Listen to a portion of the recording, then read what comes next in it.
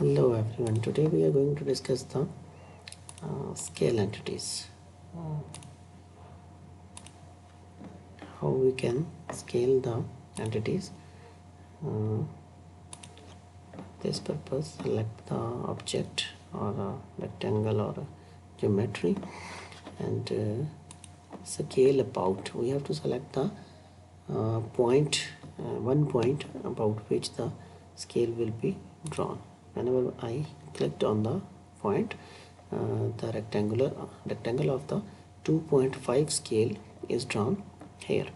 You can increase or decrease the scale of the rectangle here.